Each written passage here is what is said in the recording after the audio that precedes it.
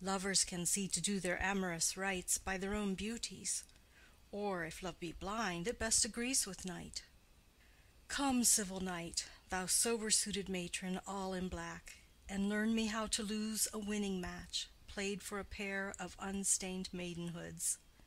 Hood my unmanned blood bating in my cheeks with thy black mantle, till strange love, grown bold, think true love acted simple modesty.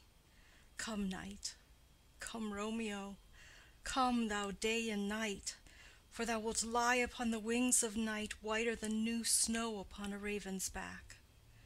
Come, gentle night, come, loving black-browed night, give me my Romeo, and when he shall die, take him and cut him out in little stars, and he will make the face of heaven so fine that all the world will be in love with night, and pay no worship to the garish sun.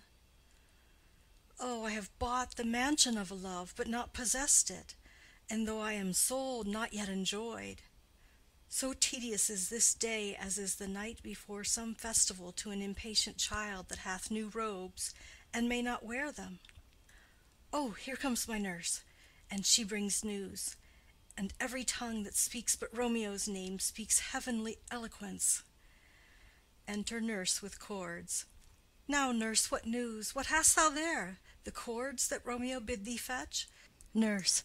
Ay, the cords. Throws them down. Juliet. Ah me, what news? Why dost thou wring thy hands? Nurse.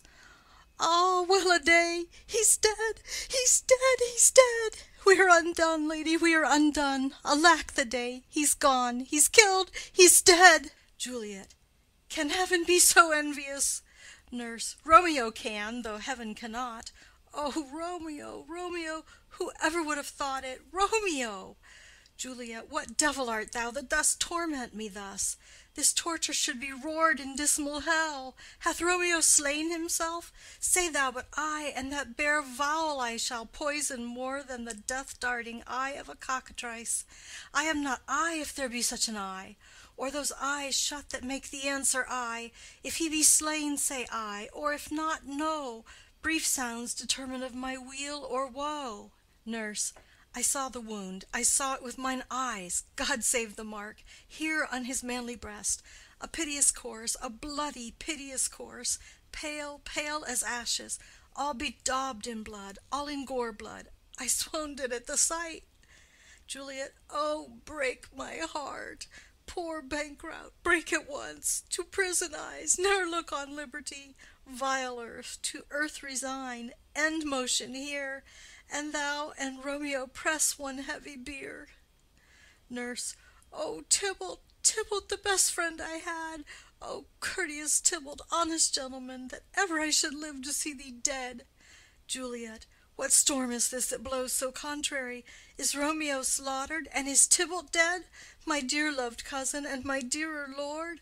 Then, dreadful trumpet, sound the general doom, for who is living if those two are gone? Nurse. Tybalt is gone, and Romeo banished. Romeo that killed him, he is banished. Juliet. O God, did Romeo's hand shed Tybalt's blood?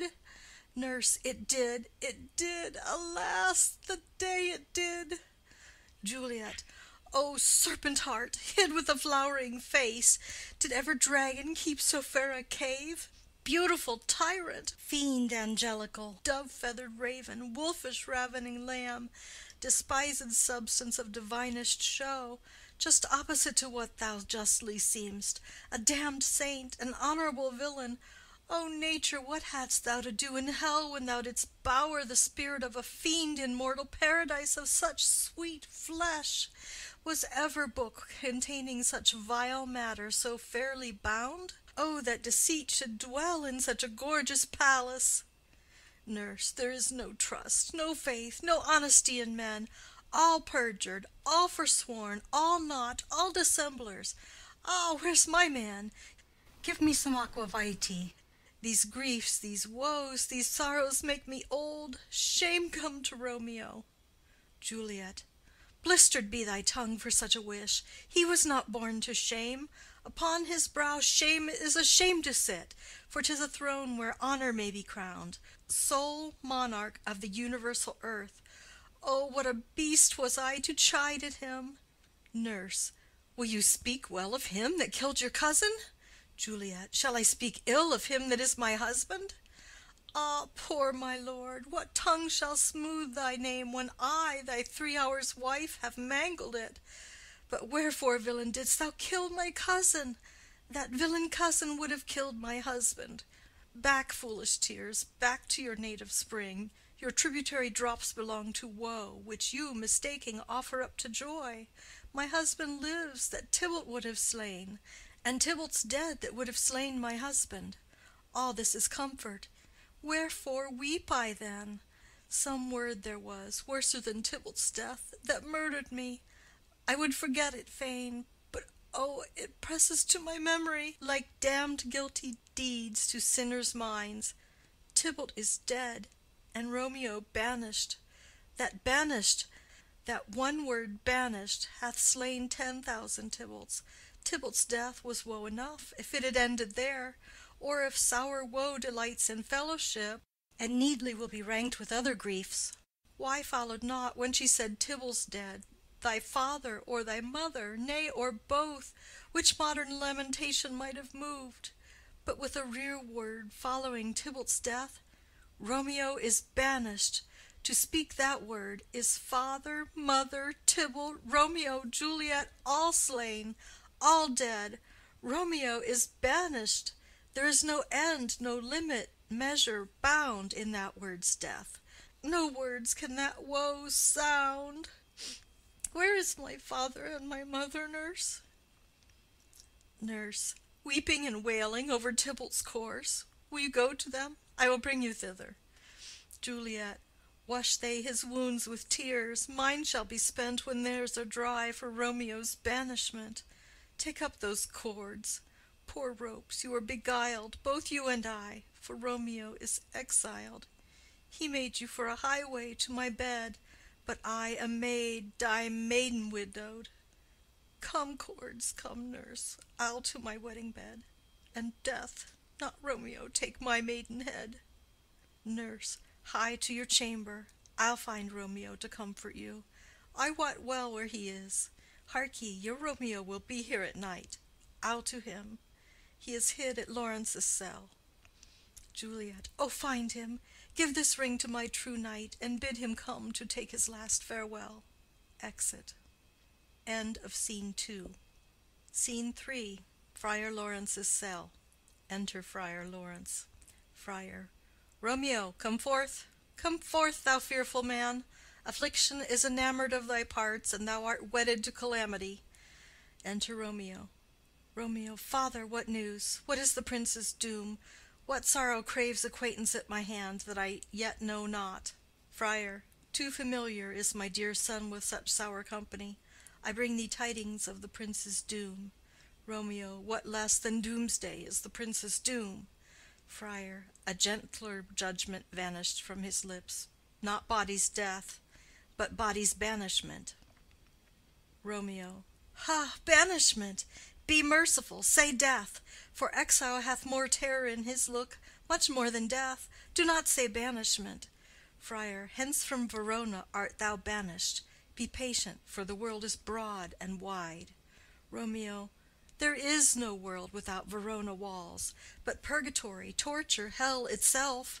Hence banished is banished from the world, and world's exile is death.